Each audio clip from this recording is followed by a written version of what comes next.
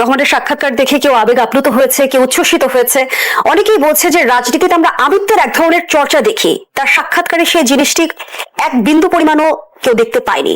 সার্বিকভাবে যদি আপনাকে বিবেচনা করতে বলি বা মূল্যায়ন করতে বলি, কিভাবে করবেন? আমি আগেও বহুবার বলেছি যে উনি তো প্রায় 17 বছর দেশের বাইরে আছেন। আওয়ামী লীগ এই কারণে খারাপ যে গত জুলাই তারা 1,500 লোককে মারছে, শিশুকে পর্যন্ত মারছে, হেলিকপ্টার দিয়ে গুলি করছে। নেগেটিভ কিন্তু এই কটাই। কিন্তু আওয়ামী লীগ গেলে 36 দিন অপশাসন চালাইছে তা তো না। আওয়ামী লীগের আগের অপশাসন না।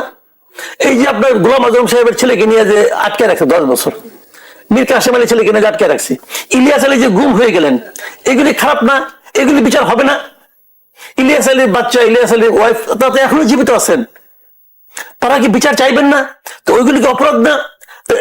আমার কাছে যেটা ভালো লাগছে যে তারেক রহমান এই কথাগুলি কিন্তু ওনার আলোচনায় নিয়ে আসছে যে এই অপরাধ তো অপরাধী, সব অপরাধেরই কিন্তু বিচার হওয়া উচিত আমি মনে করি।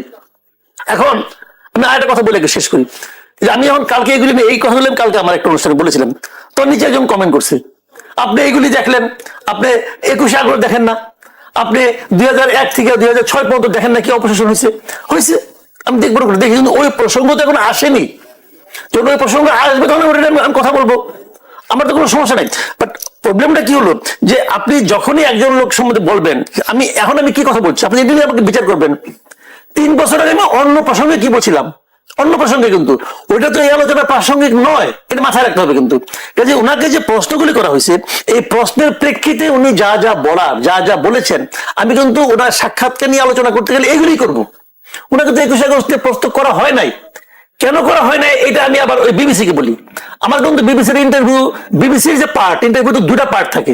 একটা হলো যারা ইন্টারভিউ নেয়, আগে যিনি দেন, যারা নিয়েছেন তাদের পার্ট কিন্তু আমার পছন্দ হয় নাই কেন আমি একটা ছোট্ট একটা উদাহরণ দিয়ে শেষ করি। দেখেন, 2 দিন আগে একটা ইন্টারভিউ হয়েছিল ডক্টর ইউনূসের, নিয়েছিলেন মিস্টার মেহেদী হাসান, নিয়েছিলেন। তো মেহেদী হাসান সাহেব কিন্তু একজন বিবিসিতে চাকরি করতেন, তারপরে এখান থেকে বেরিয়ে যে আল জাজিরা চাকরি করেছেন, তারপরে এখন নিজে একটা প্রতিষ্ঠান করেছেন। আপনি ভাবেন তো একটু যে ওই মেহেদী হাসান যদি এই দুজনের জায়গায় থাকতো তাহলে উনি কি প্রশ্ন করতেন, এই একটা ভাবনা আপনার। কাজে সেই বিবেচনায় বলবো যে ইন্টারভিউ যারা নিয়েছেন তারা খুব ভালো ইন্টারভিউ নিতে পারেন নাই। আবার উল্টা দিকে ভাবেন, ডক্টর ইউনূস কি জব দিয়েছেন, ওই মেহেদী হাসানের ওই প্রশ্নের জবাবে যদি তারেক রহমান থাকতেন উনি কি জবাব দিতেন? ডক্টর ইউনূসের জবাব আমার পছন্দ হয় নাই, সরি টু সে, কিছু মনে করেন না, উনি আমাদের এখন সরকার প্রধান, আমার পছন্দ হয় নাই। তো এখন যেমন ডক্টর ইউনূস বলছে যে আমরা কতদিন থাকবো আমাদেরকে নির্ধারণ করে দেয় নাই, কেউ বলছে 5 বছর, 10 বছর, 50 বছর। আরে 50 বছর যে আপনাকে বলবে সে কি বেকুব নাকি? আপনি বয়স 86 বছর, কিন্তু মাসুদ, যোগ করা যায়? আমি একটা প্রশ্ন যুক্ত করি। আপনি যেহেতু বলছিলেন যে বিবিসি বাংলা যারা ইন্টারভিউ নিয়েছে, সে ইন্টারভিউ নেওয়াটা আপনার পছন্দ হয়নি। যদি আমরা তর্কের খাতিরে ধরে নিই যে আপনার যদি কখনো সুযোগ হয় তারেক রহমানের সাক্ষাৎকার নেয়ার, আপনি কোন কোন প্রশ্নগুলো রাখতে চাইবেন?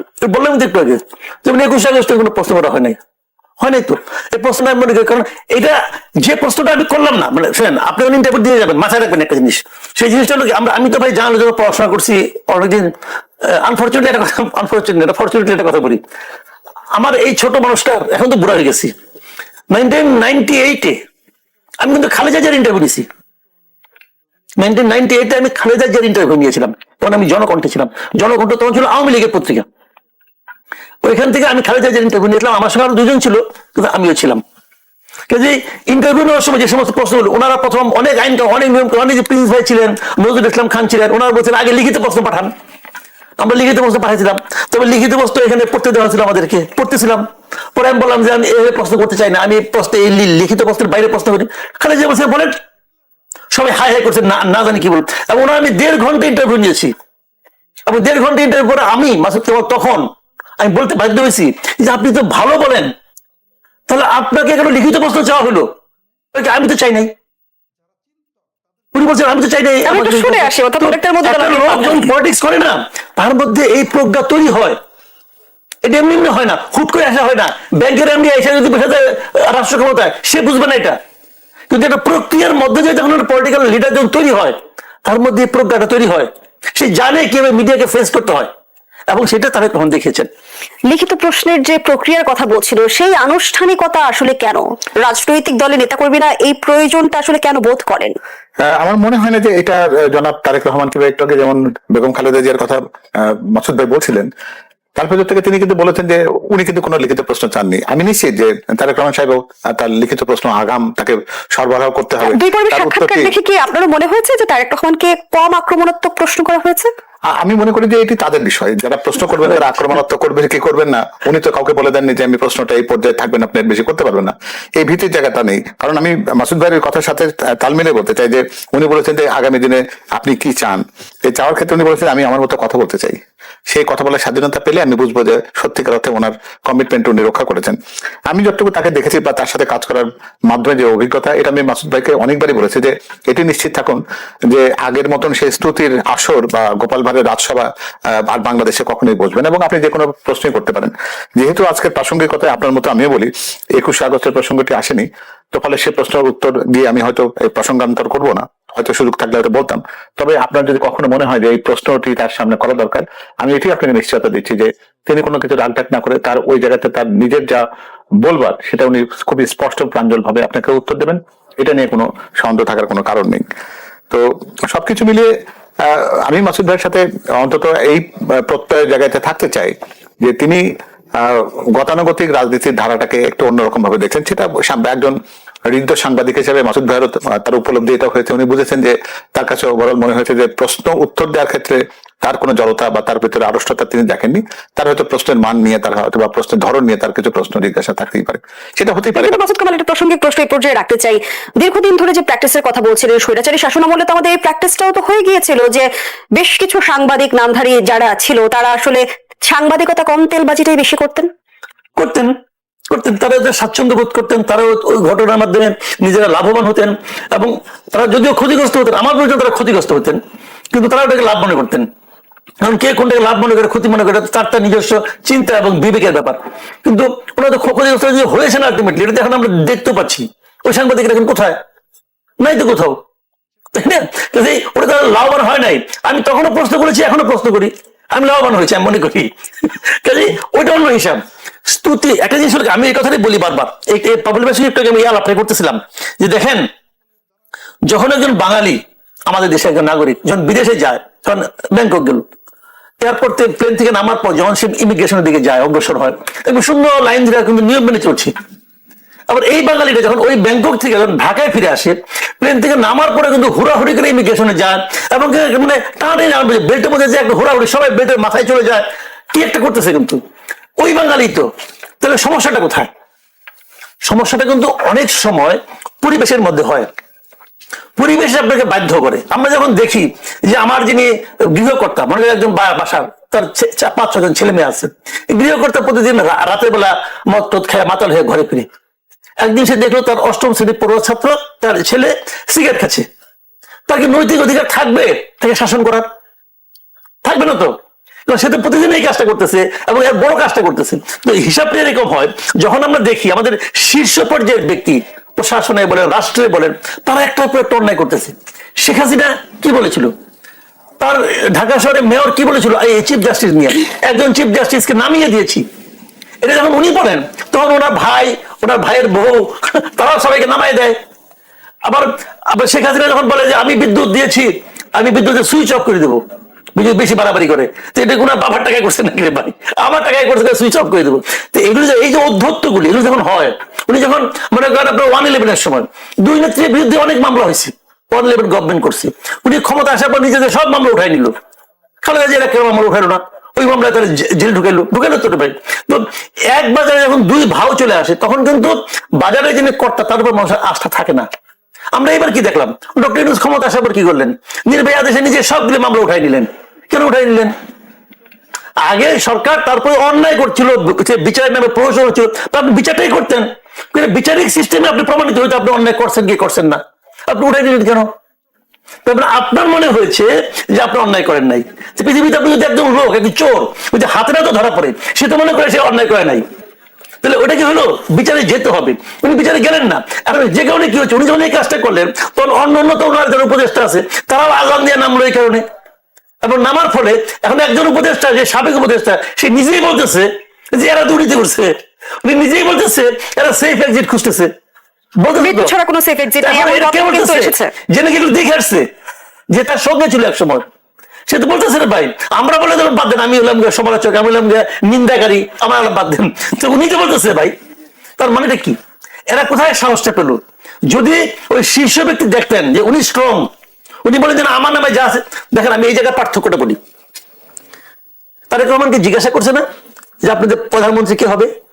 বলছে তো সামনে উনি নির্বাচনে যদি বলতেন, প্রধানমন্ত্রী পদ এই যে আমি প্রত্যাশী কিনা দলের সেই প্রধান প্রশ্নও আছি, তাকে করা হয়েছে। মানে আমারই তো হওয়ার সম্ভাবনা বেশি। এটা বলতে কেউ কিছু মনে করতো? কেউ কিছু মনে করতো না। ইন্ডিয়াতে ওইটা আছে, কিন্তু ইন্ডিয়াতে কিন্তু একটা প্রাইম মিনিস্টার কি হবে ওই মুখটাকে তারা সামনে নিয়ে আসে যে সে আমাদের প্রাইম মিনিস্টার হবে। বলে তো উনি বলতে পারতো, বলে কোনো আসলে উনি কি বলছে? আমার দল ঠিক করবে।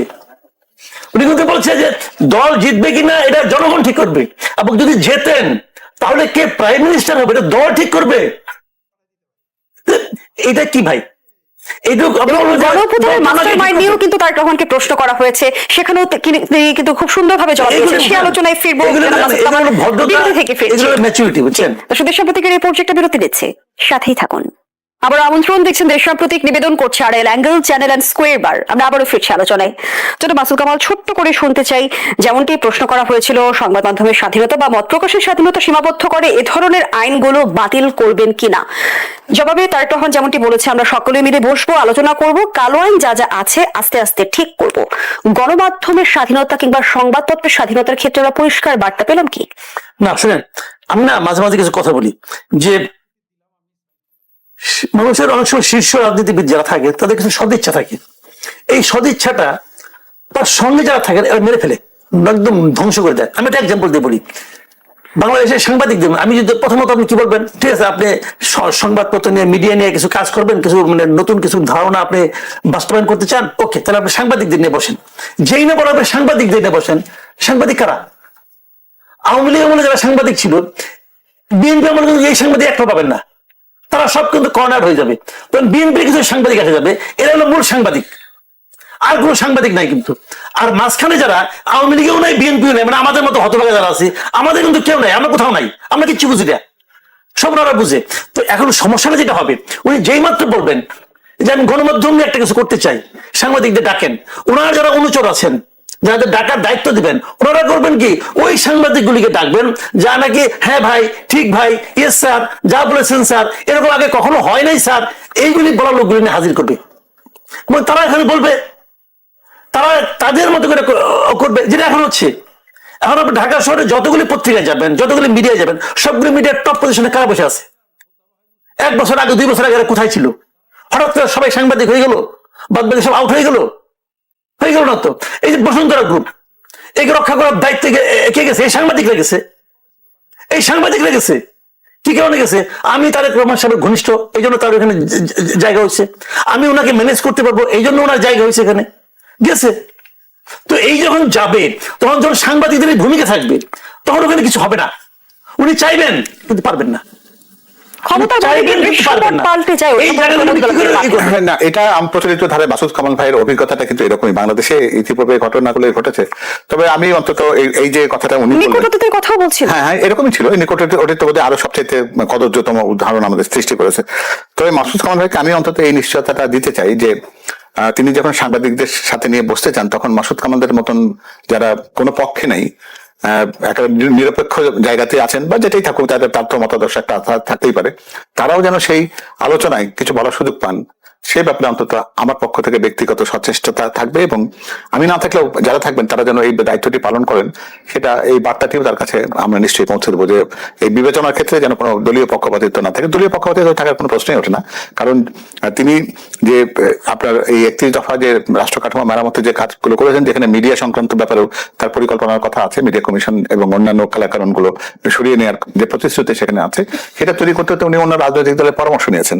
সেক্ষেত্রে কিন্তু পুরোপুরি ভাবে এটা বিএনপির একক কৃতিত্বের জায়গায় সেটা উনি কখনোই বলেননি, বলেছেন যে আমরা সমমনা দলগুলো মিলে কিন্তু 31 দফা প্রণয়ন করেছি।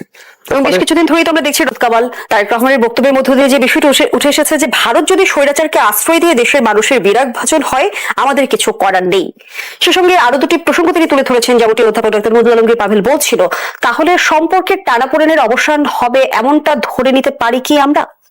আমি মনে করি হবে। দেখেন, ভারতের আমি একাধিক ব্যক্তির বক্তব্য শুনেছি বিভিন্ন সময়, তারা একটা কথা খুব কমন সবাই বলেছে যে দেশে নির্বাচিত সরকার আসলে, একটা রাজনৈতিক সরকার আসলে সম্পর্ক স্বাভাবিক হবে। এটা আমার কাছে মনে হয়, এবং আমার কাছে এটা এই কারণেই মনে হয় যে ডক্টর ইউনূস দায়িত্ব নেওয়ার পরেই এমন কিছু কথা বলেছেন যেটা নাকি ভারত পছন্দ করেন নাই। ডক্টর ইউনূস যে কথাগুলি বলেছেন আমি কিন্তু সেই কথাগুলির পক্ষে।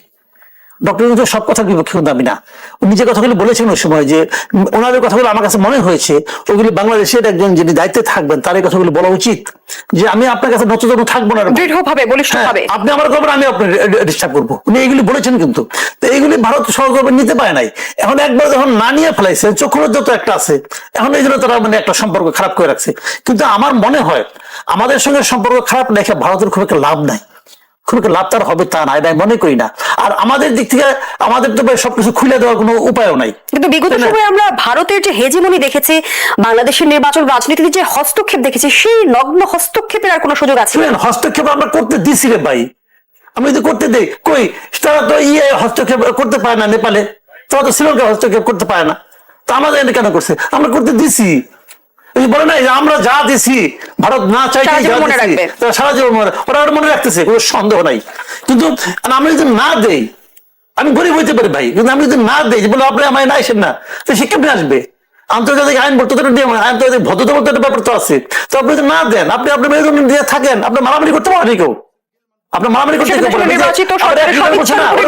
না হয় 50 লাখ লোক আমি রেডি রাখছি, আমরা যুদ্ধ করবো, ওরকম আবার আত্মঘাতী হয়ে যাবে, ওটা ছেলে মানুষ হবে। কিন্তু ওরা হাসাহাসি করছে, তো অন্য হাসির খোরাক খরচ দরকার। আসলে নির্বাচিত সরকার এবং একটা ডেমোক্রেটিক কান্ট্রিতে আছেন, তো থাকার কারণে হোক অথবা অন্য কোনো কারণে হোক, অথবা ওনার নিজস্ব চেষ্টার কারণে হোক, ওনার মধ্যে কিন্তু আমি অনেক পরিবর্তন দেখেছি। এটা আমি আগেও একাধিকবার বলেছি, অনেকবার বলেছি, ওনার যখন বিভিন্ন সময় বক্তৃতা শুনেছি।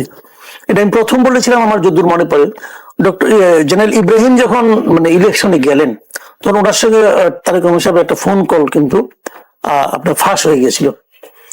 ফার্স্ট বোঝা যায় কারা করে, ওই পুরো টেলিফোন কনভারসেশনটা আমি খুব মন দিয়ে শুনেছিলাম।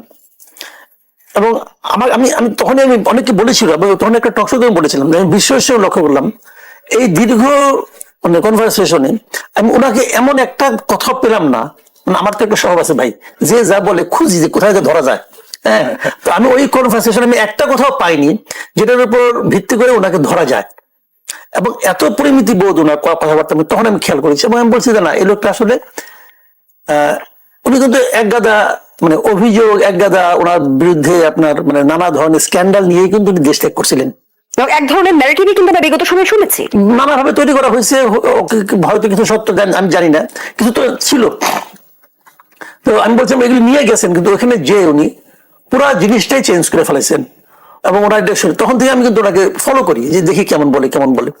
এবং সর্বশেষ যেটা বিবিসির আমি ইন্টারভিউতে দেখলাম, এবং আমি পার্সোনালি হ্যাপি। আমি মনে করি যে এই ধরনের লোকেরই আসলে মানে আপনার রাষ্ট্র ক্ষমতায় আসা উচিত। আমি মনে করি এই ধরনের, যেমন আমি এক যে কথা বললাম, অনেকে বলবে যে আমি তো তাহলে দালালি শুরু করে দিয়েছি, বলাবলি শুরু হয়ে অনেকে বলছে।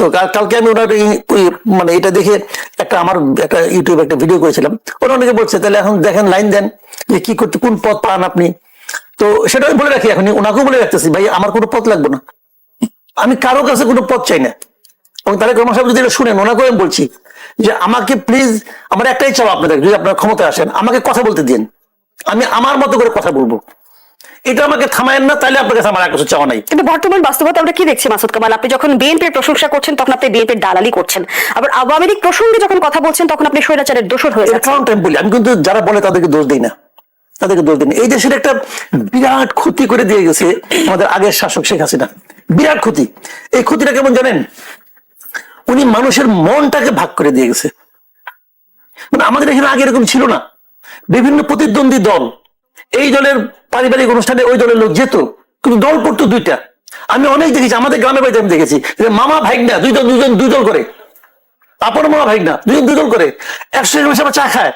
কিন্তু ইলেকশন আমি ছোটবেলায় দেখছি এগুলো কি চেয়ারম্যান ইলেকশন করছে, আমাদের পাশের বাড়ি একজন আমার আত্মীয় ছিল, ভাইগনা আমার আত্মীয় হইতো, ভাইগনা আমার ফুপা হইতো সম্পর্কে। দুই ভাইও কিন্তু একই মতাদর্শে নাই হতে পারে, এখানে তারা একসঙ্গে থাকতো, একসঙ্গে দুই দল করতো, প্রবলেম তো কিন্তু কোনো ছিল না। কিন্তু এখন যেটা হয়েছে, মানে আমি বলবো গত 15 বছরে জিনিসটা এত শার্প হয়ে গেছে, এর পেছনে অন্য কারণ আছে। সেই কারণের জন্য আবার আওয়ামী লীগ দেয় না, অন্য দেয়, ওগুলো আছে, ওই হিসেবে আমি যাচ্ছি না। কিন্তু আপনি দেশটাকে ভাগ করে দিয়েছেন না ভাই, এখন মানুষের মনটাকে মতো ভাগ করে দিয়েছেন। এখন যে মনটা বিষাই দিয়েছেন আপনি, একদম লোক মনেই করে যে এই দেশটা কেবল আমার, আমি মুক্তিযুদ্ধের পক্ষে লোক, অত ভাগ করে দেশে থাকবে না। আবার এখন দেখি আরেকজন লোক মনে করতেছে ও ফেসিবাদের দোষর হতে দেশে থাকবে না। এর মাঝামাঝি যে একটা অবস্থান হতে পারে, সেটা তারেক রহমানের কালকে ইন্টারভিউতে আমার কাছে মনে হয়েছে। দেখেন, ওনার ব্যক্তি জীবন বলেন, ওনার পারিবারিক জীবন বলেন, ওনার রাজনৈতিক জীবন বলেন, সবচেয়ে ক্ষতিগ্রস্ত কে হয়েছে, কার দ্বারা হয়েছে? আওয়ামী লীগ দ্বারা হয়েছে। আওয়ামী লীগ নিয়ে কিন্তু প্রশ্ন করা হয়েছে, যে ব্যাপারে আপনি কি বললাম, উনি কিন্তু একবারও বলে নাই। যে কথা উনি বলছেন তার মধ্যে একটা শব্দ আপনি পাবেন না যেটাকে আপনার কাছে প্রতিশোধমূলক মনে হবে। এবং উনি বলছেন যে আইন আইন দেখবে, দেশের প্রচলিত আইন দেখবে। উনি বলে নাই আমরা আইন বাড়াবো, এটা কিন্তু বলে নাই। দেশের প্রচলিত যে আইন আছে সে আইন ঠিক করবে, বিচারিক প্রক্রিয়ার কথা বলেছেন, যা হবে তা হবে। এবং কিন্তু কথার মারবে যে প্রতিপক্ষকে ঘায়েল আরেকটা করার জিনিস যে আমার প্রবণতা আমরা খুব দেখি, ভালো লাগছে, সেটা আমরা দেখিনি। সেই জিনিসটা জানেন, এই যে আমি পার্সোনালি পছন্দ করছি, সেটা হলো একটা ন্যারেটিভ কিন্তু এটা তৈরি হয়েছিল যে আওয়ামী লীগ যে খারাপ। কেন খারাপ?